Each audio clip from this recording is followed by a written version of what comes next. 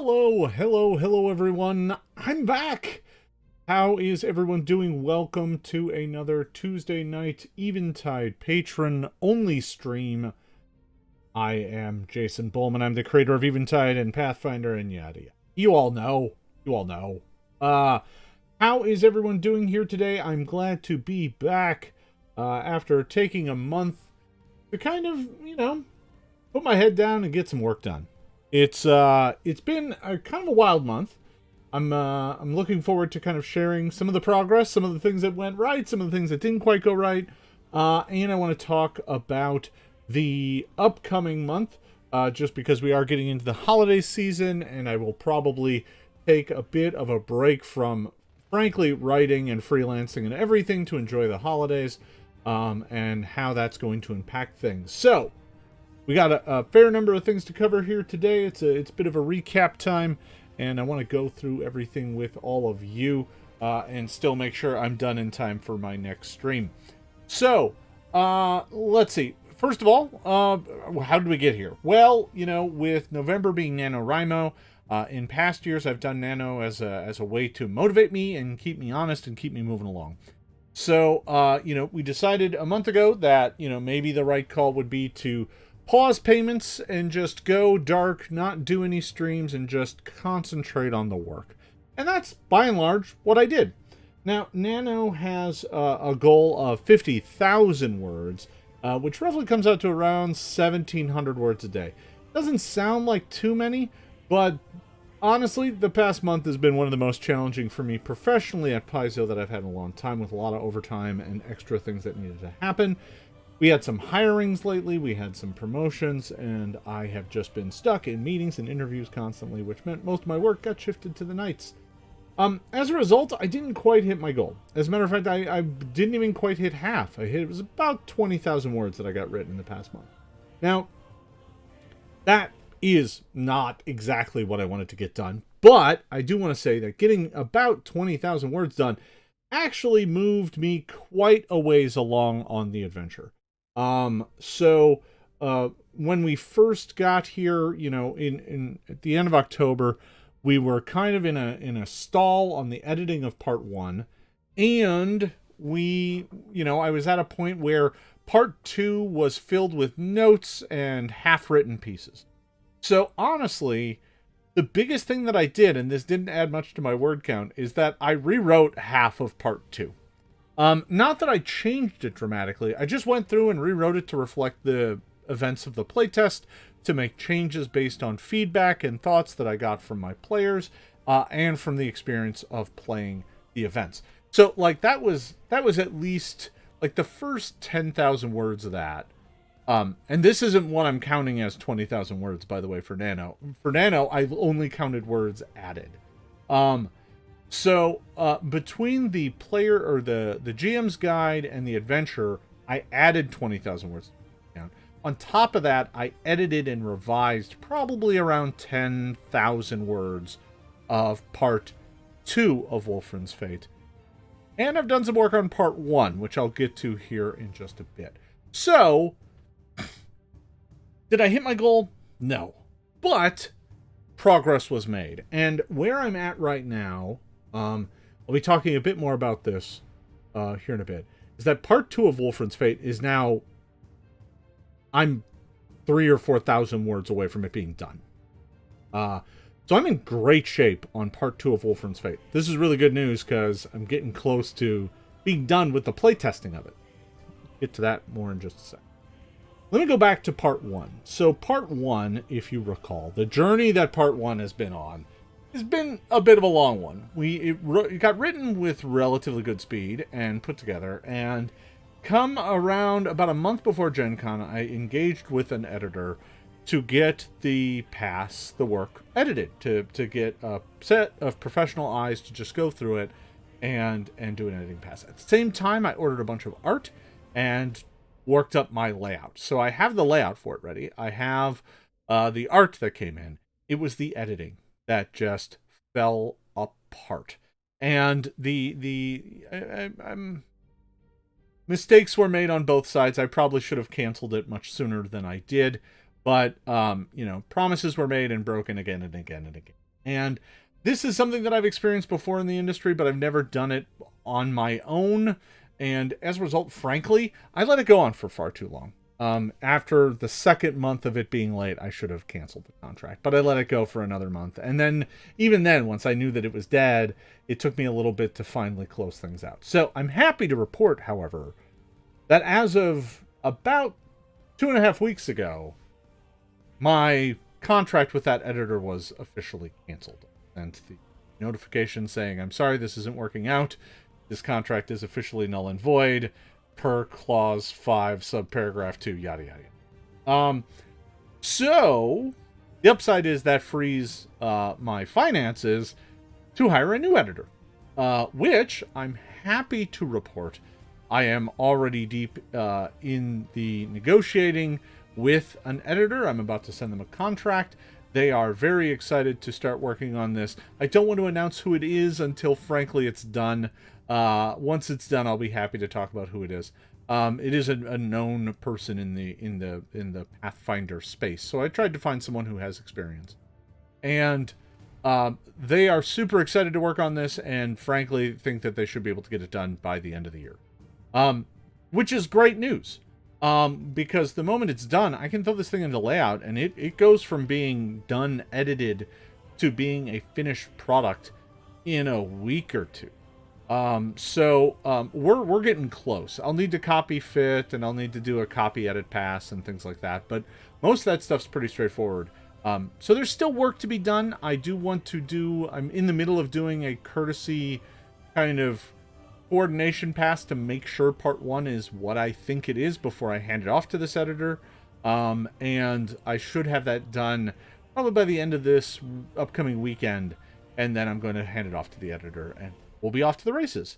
So that's good news. It is unfortunate the way things went with the previous editor.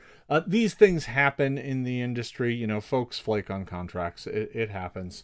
I'm not here to cast any aspersions. It's unfortunate and involves some health challenges and all sorts of stuff. So it's a long, winding tale, and it ultimately just kind of a sad one. So there is that. So that's part 1. Part 1 is getting one last pass from me. Then it's going to an editor, and it'll be with the editor until the end of the year or very early bits of January. Once that's done, it's going to go into layout, and I'm going to create it as a document and an official. However, I'm going to release it to all of you and all of the folks who get access to it. You will get it, but it's not going on sale to the public just yet. I'm going to wait until, frankly, I'm a little bit further with parts 2 and 3 and starting on part 4 before I release part 1. Why? Because I don't want to release part 1 and then have part 2 come out 2 months later, and part 3 come out 2 months later, and part 4 come out 4 months later, right? I don't want it to be the sort of thing where folks purchasing it, paying retail for it, have to wait an inordinate amount of time. I know you've all waited, and I appreciate your patience, but it's different when I'm trying to, actually stick to a schedule, and I want to make sure I can do it. So that's where part 1 is. Let's talk about part 2. So part 2 is this investigation. And really, parts 2 and 3 are all part of this one middle part of the plot. But part 2 all takes place in Wormbone, and part 3 takes place on the road to Red Thistle and the adventure in Red Thistle. So part 2 has been this massive investigation, and then the Eventide holiday comes in at the end of it, and when I think we called it, both groups were about to enter the kind of haunted house, but I had trouble getting the playtest groups to happen right before Halloween. It was actually really frustrating, and because I just had some outages, and at one point in time I had a player who just forgot we were gaming that night, and irritating. So we had some missed sessions. However, I'm happy to report that since then, both groups have had 2 sessions. So, the writing and the adventure has progressed steadily in that period of time. So both groups have done their bit with the first night of Eventide, where they go around and kind of do trick-or-treating, and then they get pulled into a house with that's filled with zombies and undead, and the Gaunt has lured them in there and is trying to get them killed. They've both done that. And then that leads into this parade that is the second night, this kind of solemn remembrance parade. And that event leads into the finale of this part of the adventure, or at least the finale of the scripted part, which is the bookshop, the print shop of the Dawnbringers, the kind of secretive organization founded by Wolfram, gets attacked by the Gaunts directly. They light the place on fire, and they kidnap Alipar Clifton and drag him off into the sewers, and the players must go find him. So, oh yeah, they've noticed him. Yeah, no, that's happened. Because the Gaunts, the one Gaunt that's in the townhouse on the first night of Eventide reveals itself to them, right? They do get glimpses of it that night, but it does reveal itself to them, and they do finally see it. And I didn't name it that, right? Alipar Clifton tells them that there's these sinister forces called Gaunts that are out to get them. And after describing it to the players, both groups had somebody in it go, You think that's a Gaunt? So that's been fun. And they've realized that it's kind of a nice fantasy riff kind of on Slender Man. There's a little Slender Man in there, but not much. But there's some in its kind of proportions and creepiness and how it kind of lurks in the shadows and the corner of your eye. So both groups have experienced that, and both groups have now, they did the parade, they dealt with all of that, which I added a really touching moment. So the parade, all right, let me go back to the beginning. The Eventide celebration is a festival that takes place over 3 nights. The first night is like Halloween. The second night is a night of remembrance, where there's this parade that goes around and illuminates the names of those who have died in the past year, as their final moment of remembrance before, on. I added, and when I was writing this, and I'm very pleased with myself, they get to Greyfawn Nimblebrow's house, and his mother and siblings are there bawling and looking at the player characters, and both groups are like, oh man, that's that's good stuff. It's good stuff. So that's a great moment in this. I really like how this story is coming together, and these little moments now have payoff and meaning, and this one throwaway character that is from the very first moments of this adventure has now taken on such resonance and meaning with both groups. Like, the Greyfawn was a member of the Dawnbringers, and he was the plant that they tried to put in, but he got killed by the Gaunts. And so the movement of this story, the direction that it is taking, has been present from minute 1. It just didn't become clear until 7-8 sessions in, which is great. That's really paying off well. So they realize that the Black Thumb, the book printing shop is on fire. They go and they save Lorenia, who's passed out in the front, and then they're able to follow the kind of trail of ink that Alipar has left behind, because he grabbed a handful of bottles of ink and he's been draining them and dripping them out as they're dragging him off to leave a trail. So they follow this trail, and that takes them to the sewers. And honestly, in my writing was going along very well, and then I had to stop entirely for a few days because I needed to draw maps. So I'm still working on the damn city map. And that is something I need to finish. I'll probably finish it up over the upcoming Christmas break. But the map of Wormbone needs to get wrapped up, and it's probably a 8 or 12 hour job. So that needs to be done. But in terms of the pieces for the game, I actually needed to create map tiles, right? I've been doing, all of the maps are built using my kind of blue map tiles. It makes it so that I can have a nice, decent looking, very customized map, just using a kit of pieces. So one of the things that I'm excited to announce is that I've been creating this pack of sewer map tiles. It's not the full size of a map tile that I've been selling on Roll20, which have been like 50 tiles. This one's more like 20. But I'm going to give it to all of you, fine folks, for free. So you will all get... Nope, not that one. This one! Those are my sewer map tiles that I've been putting together. That's not quite all of them, but it's most of them. And with those, I was able to create the main sewer map for this part of Wolfran's Fate. So this is the main sewer map. It's a big map, and once you put in all the lighting effects, it's actually really quite cool. It starts in the upper left-hand corner and ends in the lower right-hand corner. You'll notice that there's a fair number of fights in here. You can see the tokens are already placed. Honestly, this isn't meant to be super difficult. Most of the fights in here are pretty straightforward, except for the Adiug. And if the party fights the Adiug, they're in for a bad time because they're only second level and it's level 4. But the Adiug also has really bad eyesight and is easily avoided. So you can kind of play this game where you lure the Adiug to places and just avoid it. Over on the east side of the map, that whole maze area, the Adiug moves around by walking through the sewer water. So it can only go to certain places, and you can kind of easily take shortcuts and lure it to other places. So that's that. And then the end of the sewer, once you're done with the sewer, there is a puzzle that I'm working on where you have to balance the sewer flow so that it's not triggering the overflow, because all of the overflow is pouring into a reservoir in the corner that is blocking the way that they need to go.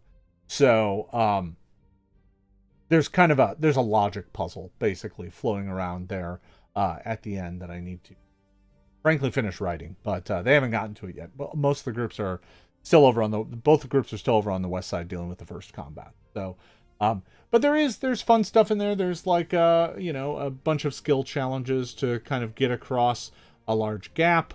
There is a couple fights, some things against flies and some maggots, and then there's a fight against giant sewer frogs. There's a fight against a giant spider, but it's not very tough, nor is it meant to be.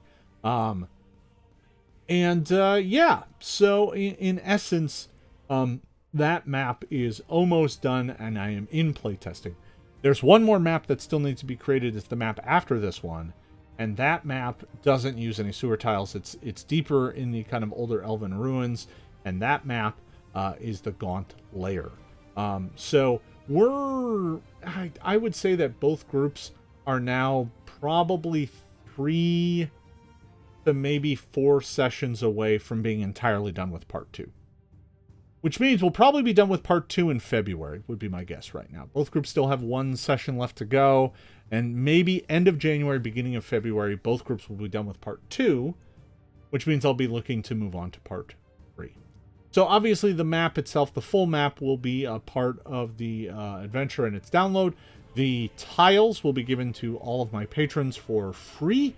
I'll be posting those up with the light layout version of part 2. You all have the light layout version of part 1. It hasn't been edited. It's just, here it is. You can play with it too. You will get those when that goes up, probably in January. Who knows? Maybe I'll drop them early.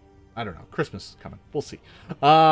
So that is kind of where we're at on part 2. So the past month has really been that. I have done some work on the GM's guide. When I needed a break or wanted to work on something else, I just went and worked on the GM's guide, which is mostly right now kind of in-depth looks at the locations around Wormbone, because that's been the material that's been the most useful for me.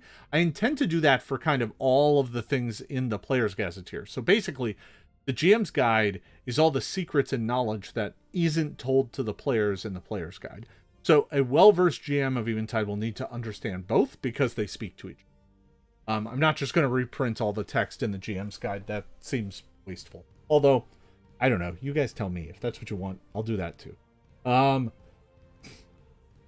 So, yeah. That is that. So that's the month that has been. Obviously, you know, I took off for Thanksgiving and things like that. I knew I wasn't going to hit the NaNoWriMo goal this year. I fell off track pretty early on and was like, I'm only 5,000 words behind. And then I was 10,000 words behind. And I'm like, well, this isn't happening. I did get a lot of good progress done. I'm glad I did it. Sad I didn't quite get my goal done. But that's hard to do when you're editing and stuff.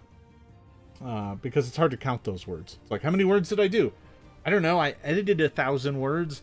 That count as writing 1,000 words? No. But maybe half? I don't know. I didn't mark it. So, you know, that's where we're at. So yeah. I did, you know, I felt good about, taking the month off, from doing these streams, although I did miss chatting with all of you. That was a good decision just because it did allow me to focus and I didn't have to stop and kind of spend a good chunk. Oftentimes I spend a chunk of Monday or Sunday planning for what this stream is going to be and brainstorming and writing notes and stuff like that. And instead I just threw that time at the project. So I think that worked out well. But yeah, we're back now. So let's take a look at the next month forward. So here we are. It's December 6th. There isn't a lot of time this month because I typically take the last 2 weeks of the year off. I always have some vacation I need to burn, and it's just a good time of year for me to kind of relax, take it easy, celebrate the holidays, and recharge the batteries. And that's what I'm going to do this year. So here we are on the 6th. I want to take a look at the calendar real. We're going to do a stream here today on the 6th. We'll do another patron-only stream next Tuesday on the 13th. I will do a Lords only Secrets stream on the 17th. And then I'm taking the last 2 weeks of the year entirely off. Now, that said, I'm taking it off of doing any major lifting, but there's a number of things that are in process that I'm going to need to keep working on. So, like I said, I've got a new editor lined up. As a matter of fact, the new editor is super excited about it and has basically agreed to terms, but I need to get them a contract. So that's the next thing I'm working on. I'll probably do that tomorrow night. I need to get them that contract, and I need to finish the polish pass on part 1. I also need to finish writing part 2. Like I said, I've got 3,000-4,000 words. I'll probably have it finished writing by the time I hit my kind of Christmas break. So when that happens, depending on the situation and place that it is in, I may throw it into a quick layout and try and get it to all of you. Depends on how quickly I can get it done and what kind of time. But that is where that's at. The other thing that needs to happen, and I'd prefer to have this happen before my holiday break happens, is I need to order the art for part 2. I paused on ordering the art. I've been chatting with a few artists, but I told them, hey, listen, I need to finish writing part 2 before I order the art. I got into a bit of a bind with part 1 where I ordered some art before I was done writing it. And as a result, I then had to go back and order more. I'd prefer not to do that this time. I'd like to make sure I spend the right amount and get the right art the first time around. So I want to finish writing part 2 before I order art for part 2. Because part 2 is going to need a bunch of headshots. The upside is these headshots, some of them I can also use in the player's guide and stuff like that later because they're NPCs from around town. And then I've got a few other art pieces. I want to get at least, a nice half-pager depicting one of the battles, and I want to get, a few shots of some of the monsters. So that is coming together. I know what I want to order. I just need to finish the adventure to make sure that I've got it. I think I'm getting close on that too, but I don't think I'm quite there yet. And then, frankly, I need to start writing part 3 because that's coming up sooner rather than later. Now, I may not get to part 3 until January, but I do want to start writing it before my players get to it so that I've got plenty to work with. Now, part 3 is going to be the thing I'm starting to brainstorm and turn my attention to, so expect some of my upcoming chats to be about that. As a matter of fact, the Lord's chat next Saturday may in fact be all about brainstorming part 3 and talking about what that is going to be. So that's kind of my target there. And then, I'm trying to get a bunch of this stuff done before the holiday break because I would like to be able to relax and not have to sweat on writing and all. So, we did pause payments last month. They have resumed now, and again, all that money is getting funneled into art and editing, which is very expensive. But I'll probably in the new year do an accounting of the year, talk about how much I spent, how much I have in reserve, and that sort of stuff, just to give you all the full accounting. Because frankly, you get to see the business side of this too, and the business side of this is also about making sure that all this stuff comes in the right way, and I can price it the right way for its final release. So I'm pretty excited about that. I don't know how much you folks care about that, but it is a side of the business that most folks don't get to see. So I can talk a bit more bluntly and directly about costs and frankly how much money you must spend to make usually not all of it back unless you're a really big name. So we will see how that goes, but I will probably do that as a kind of retrospective next year. Maybe I'll wait till the 1 year anniversary of kicking the Patreon. I don't know. We'll see. So yeah, I'm trying to think, what else do I got going on? I think that's about it for major news. My playtesting has been going along well, as I said. Both groups are really starting to... There's been a thing, as we've been playing part 2, both groups have suddenly started to have bonds to the world, to the story. Their backstories are starting to become relevant. Both groups now have characters who have weird bits of public tragedy around town that they don't want to talk about, or they're trying to hide, or they're trying to forget their past. And some of that's been coming to the fore, right? Eric's goblin, Lord Gullick, Gin Gristle, is quite the character. He, I've told you this before. I have 2 goblin bards, one in each group. One of which is a former noble who was disgraced when he attempted to marry, and because he couldn't get any of his family because they lived too far away, he hired some other goblins to pretend to be his family, but they were rowdy and caused a fight in the wedding, and he was disgraced because of it. So that's his backstory, and he's trying to hide from other nobles because they all know him and know his disgrace. And then in the other group, I've got a goblin who is, frankly, a snake oil salesman and is constantly trying to con people and rile up the working class. So I've got one goblin bard who's trying to ingratiate himself and get back into high society, and I have another goblin bard who is trying to incite the working class to rise up against high society. They didn't know each other were doing this, right? They both just did it independently. Really weird. It's weird how these sorts of things come together. And in both cases, they've been growing more and more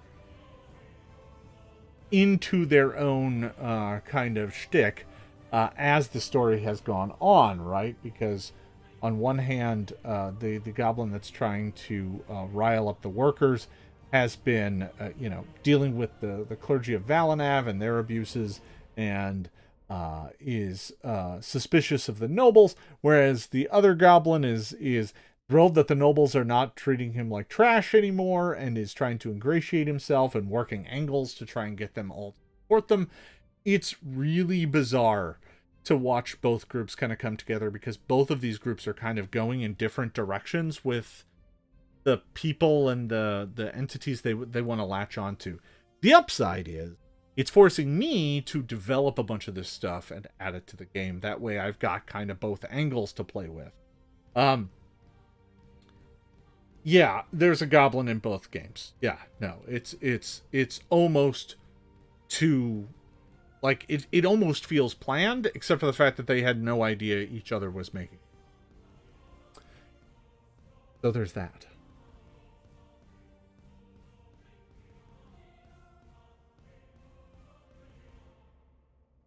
Yeah, it's been a bit of a wild ride.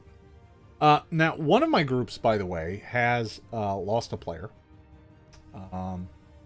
We did have one of the players step down. I think I talked about it. The group just wasn't gelling for him, and he decided that probably for the best that he just step out. So his character has been written out of the story, not in a violent way, but in a way that allowed him to kind of have a graceful exit, and an opportunity to come back for a guest star or something later, should he want to do that. So that's what's been going on with my groups. They have both groups have viewed the Dawnbringers with suspicion thus far. And both groups have started to realize just how much the Dawnbringers are actually behind or involved with a lot of this story, which is good, because all of the links are there. It just takes a bit to connect them, right? The fact that Greyfawn is a Dawnbringer, the fact the one of the groups is now very suspicious that Havanok is the Dawnbringer, and they are correct, right? Because Havanok.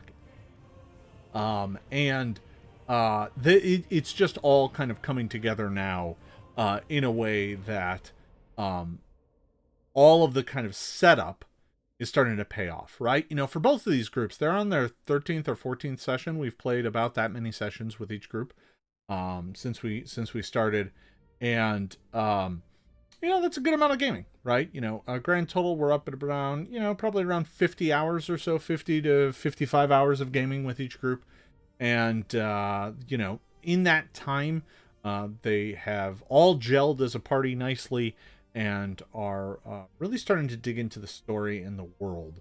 And they've even gotten to the point now where they're remembering lore and using it to come to conclusions, which is great because it means I'm not explaining it again and again and again, right? One of the things I stressed in the early writing of this was that repetition was kind of the key to building and layering in knowledge.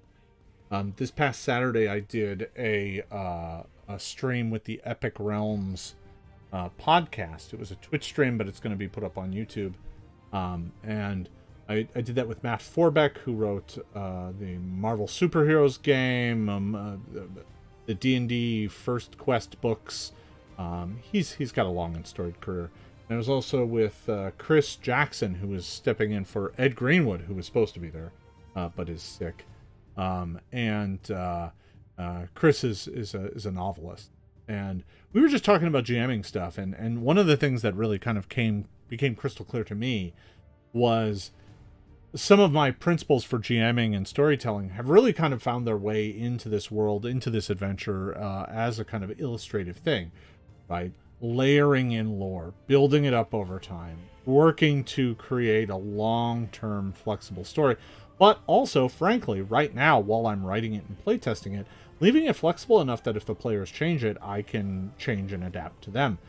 The experience that both of my groups have is not going to be exactly the experience that is written and assumed is going to occur in the adventure. In fact, I've had to kind of make specific notes to myself in there that are like, this is a thing that happened. I doubt it will happen to other groups automatically. So maybe don't rewrite for this. I don't have to rewrite for every contingency because some of it's just unique to my group, and GMs are going to make those sorts of changes. I am in my passes that I'm taking on this stuff. I'm trying to be cognizant that the adventure is very long already, right? The first part of Ulfrin's Fate is 22,000 words for a first level adventure. That's a lot. That is a lot of text for a first level adventure. Most first level adventures, an adventure designed to take you from first to second level, are 2/3 that size, I would say, 15,000 to 16,000. Now, it also includes the setup for the whole adventure and all that kind of stuff. So I guess I'm not too worried about it, but I am, trying to keep an eye on the fact that this thing is pretty packed, pretty dense with information. But I'd rather kind of give more than you need than give not enough, I guess. As long as it doesn't get to the point where it's a burden on the GM and they're trouble keeping track of it all and keeping everything moving forward. that's kind of where I'm at. The playtesting is going along well. They're in the sewers now, and I honestly think they'll probably, both groups will probably spend an entire session just in the sewers. And then there will be at least one session in the Gaunt layer. And then they probably have at least 1 or 2 sessions in the Harvest Festival and wrapping up their investigation. That's the other thing. Both groups are on the doorstep of solving the Wormbone part of the investigation as well. Both groups just need to get a copy of Jorid Eldroth's book. Right? So, if you recall, the way that the mystery resolves itself in the search for Wulfrun's ring is that you need to learn that the ring was actually found in the rubble by his beloved, who helped clear the rubble. She had the ring, but you need to find her first. At the start of the investigation, you don't even know that she exists. But she is the kind of linchpin to figuring out that the ring ended up with the brother, because she had the ring, and then the brother showed up to claim all of Wulfrun's personal belongings to take back to their mother. But she didn't know where he lived, and to find him, you need to discover that he wrote a book. And then you need to find a copy of that book, because the book tells you where he lives. It's in the book. So that's what the PCs are on the cusp of finding. The problem is the book is in the Teetering Tower, and the Teetering Tower, their entire kind of order system has been thrown into chaos because there is a gloamling helping the owner at night, and you have to catch the gloamling. And once you catch the gloamling, you can get the gloamling to work with the woman at the Teetering Tower, sort the place back out, and find the book you are looking for. So both groups are on the cusp of that. So the very end of part 2 for both of these groups is probably going to be a chase. There is a chase built into the adventure where you have to chase the gloamling as it tries to escape. So there is a chase. If you're familiar with the chase mechanics, I decided to include a chase. So I have a sneaky suspicion after they're done dealing with the Gaunts the next day, or maybe even later that night, they will go and attempt to catch this gloamling. And that will truly be the end of this part. And then after that, they can decide to head out and make their way to Red Thistle to track down the actual copy of the ring that is still in the ownership of the descendants of Wulfrun's brother. So, that's where we're at. Does anyone have any questions or anything you'd like to ask? It's been a month. It's been a hot minute. That's probably about all that I have for today. I am really excited to get these sewer tiles out to you. There's some fun stuff in there. There's like pipes and tunnels and floating barrels and narrow bits of gooey water and water tiles and all sorts of things. Enough to allow you to make kind of whatever sewer dungeon you want. So you just add that to the dungeon tile set and it works great. That is how this set was made. This set this map is almost exclusively the sewer tiles and bits from the dungeon tile set. There's a few other odds in it, but that's really about it. There we are. So, talking about the Penumbras. So I'm starting to feel very strongly that the Penumbras needs a second design pass. So sometime in the new year, I think I'm going to go in and do another pass on the Penumbras. A lot of my decisions on that class were based on pretty early P2 design thought, and I think my thoughts have matured a bit, and I want to shake things up a bit. So, before the player's guide goes to edit, I will probably go in and do another design and development pass on the Penumbrist. And I'll tell you why. In both cases, my Penumbrist has not really fully been able to grok and take advantage of moats and their powers and things like that. Too much of what they do is reliant on them casting very specific spells, and they haven't necessarily been doing it. And even when they do, they don't tend to, by the time they've built up enough moats to do anything, the combat's over. So there's some timing questions on some of its abilities that I think I can solve up pretty easily, but it is going to require me to go back in and tinker with it. Now, if you're wondering about what kind of playtest feedback I've gotten, unfortunately, I only have one Penumbrist now. I used to have two, but the player of the other Penumbrist is one of the characters. And I think the Penumbrist actually didn't help his enjoyment any, because it is kind of a complicated class, and he was a pretty new player. And I honestly think he would have had a better time playing a bit more of a straightforward class. So I think that contributed a bit. I do think that the class, I like the premise of the class. I like a lot of the flavor of the class.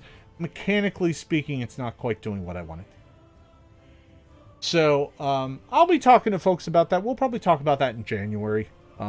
Is when I'll get around to probably doing another pass on it, because once, assuming things go well with my editor, I'm not trying to sign my editor up on a long-term contract. I want them to do this first part, and then we'll take it from there. But I'd love to be able to work out a long-term contract with an editor and use them to work on a number of pieces, which means I could spin up the player's guide pretty quick, because it's mostly done being written. I need to do some polish on it. I need to give it another pass, and certainly the Penumbrist needs more development. So I think that's probably pretty high on my order. A lot of the other stuff's pretty straightforward, but the Penumbrist is definitely one.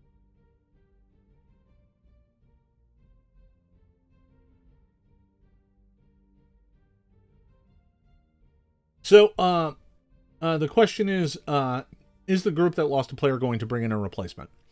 Not sure yet. And the reason I'm not sure is that the group went from 5 players to 4. But with them having 4 players, they're still fine. But I do think I might try and add another player just to give me some buffer, so that if one person's missing, I'm not down to 3.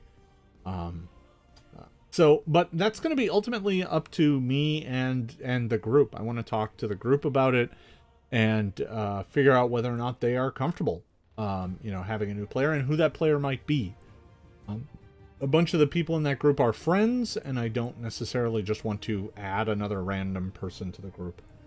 I know I've got a lot of people who I know personally who would love to be in a game that I'm running, so I'm not worried about there being a dearth of players. But I do want to make sure that I add responsibly. I will say this: I'm not going to add anyone until after I'm done with part 2. The best time to add someone is going to be between parts 2 and 3.